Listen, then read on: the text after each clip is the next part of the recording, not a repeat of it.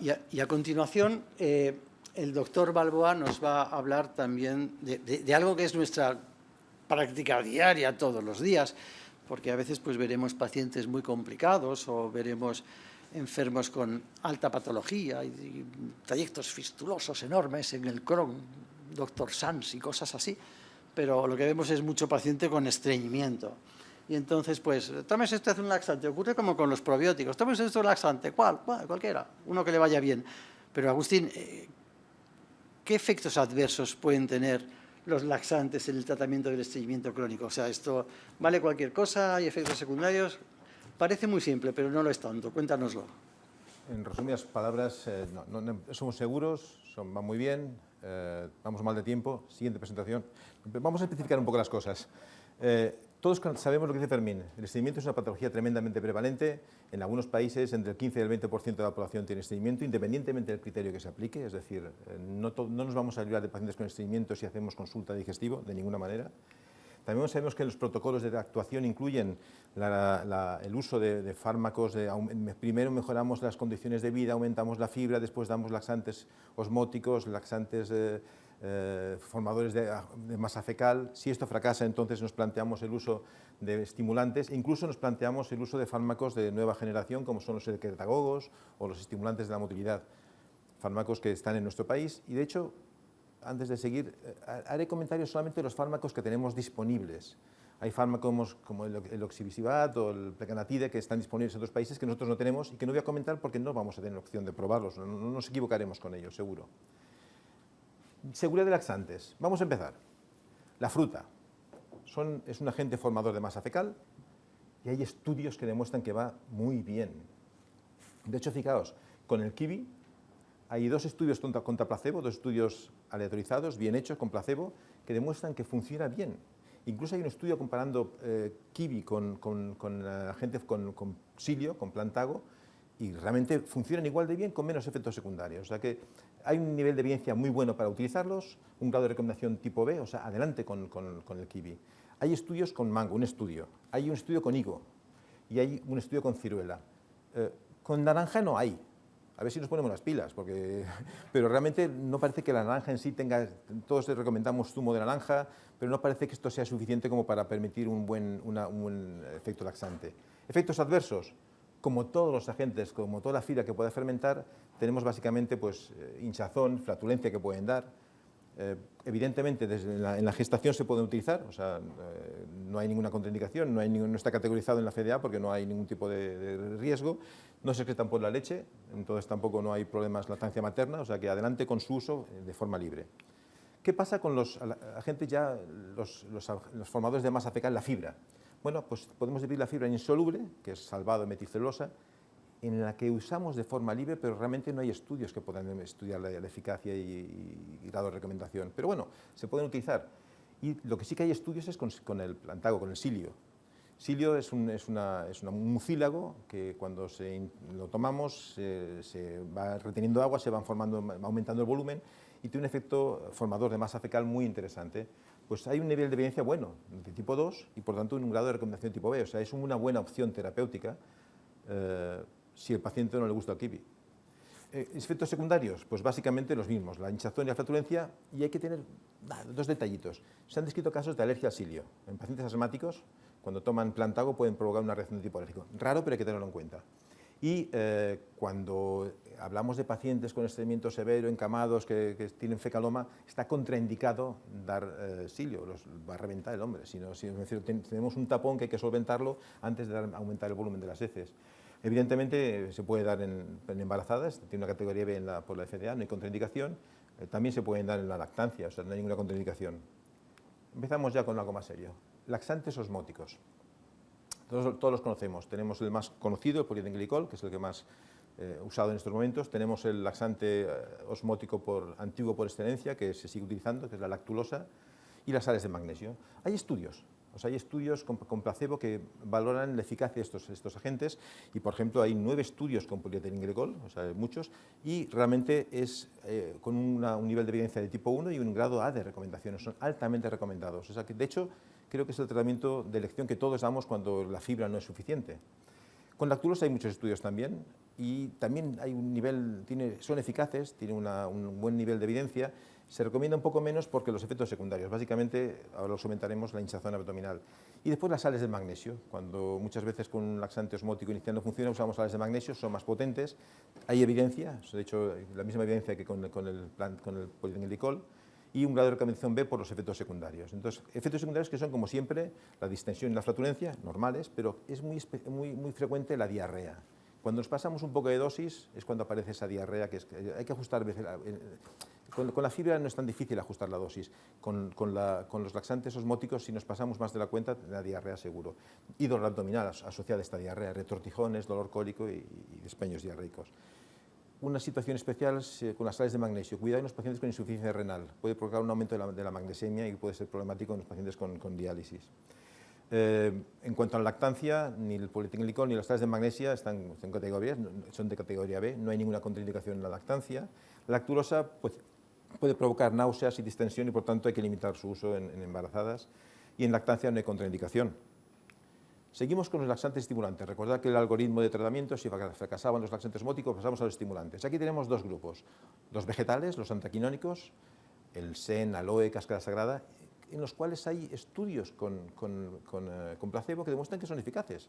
Un nivel de eficacia de tipo 1 y un grado de recomendación tipo A, es decir, realmente son útiles y podemos recomendarlos.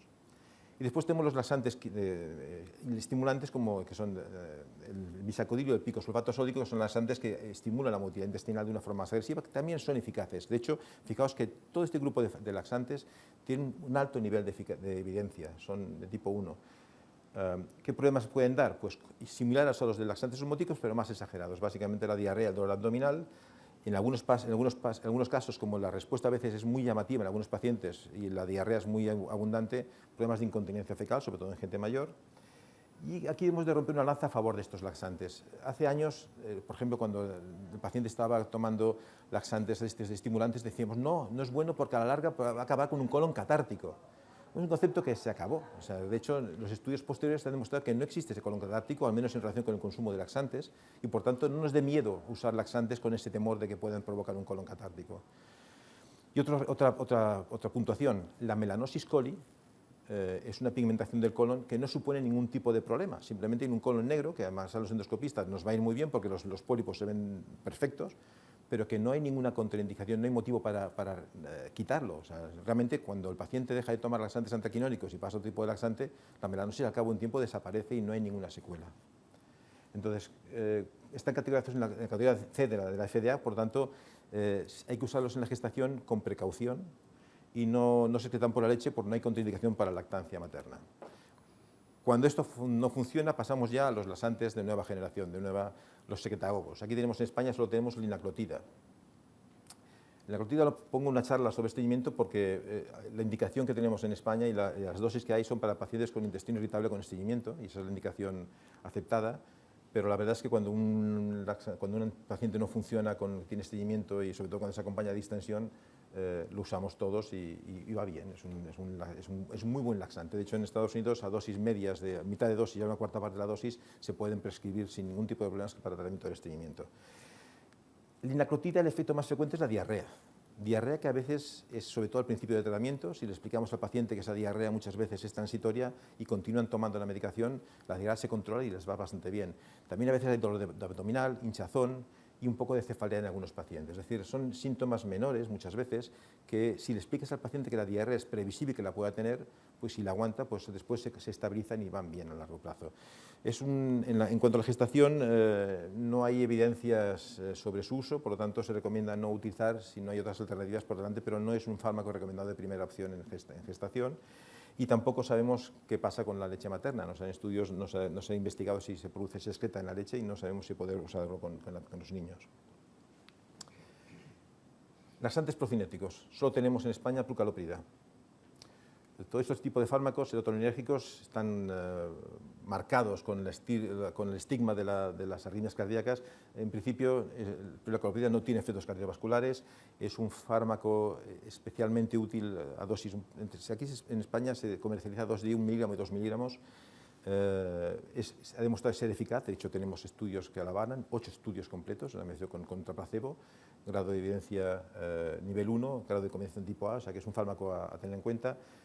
Un efecto secundario frecuente es la náusea, que hay que tener en cuenta. Con otro agente de esta familia, con lubiprostona, que es un secretagogo, también pasaba la náusea, era muy frecuente. Bueno, pues en España tenemos la purcalopida y también produce náuseas al principio, produce diarrea, cuando las dosis son excesivamente altas, dolor abdominal, es un procinético y a veces la gente se nota como la barriga se le mueve y les duele. En algunos pacientes puede producir cefalea. Nuevamente, no está categorizado por la FDA. En principio no se recomienda su uso en la gestación y se excreta por la leche, con lo cual, aunque no se conoce su efecto en el bebé, se recomienda no usar en lactancia. Bueno, pues no son tan malos, ¿no? Si lo que tenemos en cuenta era que decíamos que los laxantes estimulantes, el colon catártico, que si los laxantes de tipo vegetal, el SEN, tampoco, pues, la verdad es que funcionan bien y tienen pocos efectos secundarios, con lo cual, oye, no está tan mal. Quería presentaros una tontería, un estudio que salió a última hora del año pasado. Es un estudio basado en el Biobank británico. El Biobank es una base de datos gigantesca que desde hace años van recopilando en el Reino Unido, en la que se recogen datos de pacientes que los van siguiendo desde hace años y que recogen datos antropométricos, enfermedades, consumo de fármacos, nivel socioeconómico, toda serie de datos para tener una gran base de datos médica que podamos seguir. Bueno, usando esta base de datos, uno se plantea si realmente no son tan malos o sí, o puede pasar algo. Mirad, este estudio es un estudio publicado en Neurology en el año pasado, en 2023, aquí está la cita si a alguien le interesa, en la que relaciona el consumo de laxantes con demencia. Toma ya. ¿Cómo he llegado a esa conclusión? Mirad, han hecho un seguimiento de sujetos de entre 40 y 69 años que entre 2006 y 2010 consumieron laxantes de forma habitual, definido como la toma de laxantes las últimas 4 semanas en el momento que se pasaba el cuestionario. Después de un seguimiento medio de unos 10 años, 9,8 años, se determinó la aparición de demencia. Fermín, entonces decías estudios de probióticos 20, 30... Aquí, sujetos no consumidores de laxantes, 449.000 sujetos. Sujetos consumidores de laxantes, 16.703. En los que consumían laxantes aparecía 4 veces más riesgo de demencia que en los no consumidores. Bueno, será casualidad. Bueno, cuando se analizaban factores de posible confusión, fijaos, aquí están según el modelo, modelos que en primer lugar analizaban... espera, ¿qué me ha pasado? En primer lugar, analizaban los datos reales, tal cual, pero después miraban, el modelo 1 miraba datos socioeconómicos, el modelo 2 miraba factores de estilo de vida, el grado 3, fármacos, el grado 4, enfermedades congénitas. Se analizan varios factores, varias comorbilidades, veíamos que realmente los laxantes seguían presentando ese mayor riesgo de demencia que en aquellos sujetos que no habían consumido laxantes. ¿Y cuáles de los laxantes son los peores? Pues mirar, yo me pensaría que serían los irritantes, los estimulantes. No, curiosamente los que peor iban son los osmóticos, tanto para todas las causas de demencia como para la demencia vascular. O sea que lo que estábamos dando como primera línea de dirección, hombre, es interesante saber estos datos. Segundo estudio. Este estudio también está publicado el año pasado en una revista de geriatría. Se basa en el mismo banco de base de datos y está hecho por los mismos autores, con lo cual, ¿sabes? Cuando el efecto campana, el efecto de péndulo, ahora estamos en una fase del péndulo que es la misma fase del péndulo. Ya veremos si después salen otros estudios que contrarrestan estas informaciones. Hacen lo mismo, pero esta vez, para ir más finos, quieren valorar si los factores genéticos predisponentes de la demencia pueden influir. Bueno, sujetos de entre 37 y 73 años, de 2006 a 2010. El seguimiento llegaron hasta 15 años, 12,8 años de media, más largo el seguimiento. Total, puedes mirar. De aquí sacan un montón de pacientes, 400 sujetos, más de casi 500.000 sujetos que consumen laxantes y 14.000 que no. Para que sea más interesante, lo que han hecho es un estudio que han cogido, por cada sujeto que coge laxantes, han cogido 3 sujetos de la base de población que no consumen laxantes con las mismas características de edad, sexo, grupo étnico, todo, para intentar que esa proporción de test, para intentar cuantos menos factores de confusión, mejor. Bueno, y compararon entonces los resultados con 43.000 pacientes, con sujetos, perdón, que consumían laxantes, que no consumían laxantes, contra los 14.000 que consumían laxantes. Nuevamente sale que hay mayor riesgo de demencia, tanto si es para todas las causas de demencia, como si es para Alzheimer, como si es para la demencia vascular. Cuando miraban los tipos laxantes que producían esto, pues para todo tipo de demencia, pues aquí prácticamente todos los laxantes, es que no se lleva ninguno, excepto los agentes formadores de masa fecal. O sea que con el psilio aún vamos bien. Y de hecho, cuando miramos la demencia vascular, también aquí nuevamente los osmóticos eran los que ganaban. Es decir, siguen insistiendo que todos los laxantes pueden producir demencia. Y cuando analizábamos el riesgo asociado al riesgo genético, veis aquí, riesgo genético alto o bajo, pues vemos que el uso de laxantes en pacientes con riesgo genético incrementaba el riesgo de demencia de 1,86 a más del doble, a 4 y pico. O sea que realmente parece que incluso con ese riesgo el uso de laxantes aún favorece más el desarrollo de esa demencia. En el mismo estudio, ¿vale? Otros parámetros que pudieran tener relación, mirar, pues se determinó que el ser varón, tener estudios superiores, o sea que no nos vamos a librar nosotros, estar desempleados, aquí igual sí, hacer una dieta insana, me apunto, y tener diabetes. Son factores que favorecen demencia, sobre todo de tipo vascular. Veis los porcentajes, las P's están ahí al fondo. Es decir, gracias por la atención. Estoy convencido de que después de esta charla tenéis clarísimo qué laxantes utilizar y cómo hacerlos. Enhorabuena.